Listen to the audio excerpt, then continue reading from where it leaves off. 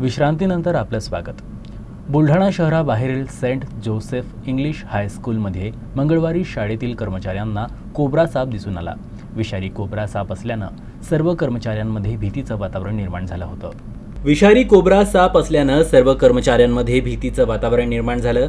साप पकडण्यासाठी सर्पमित्र रसाळ यांना फोन करून पाचारण करण्यात आलं।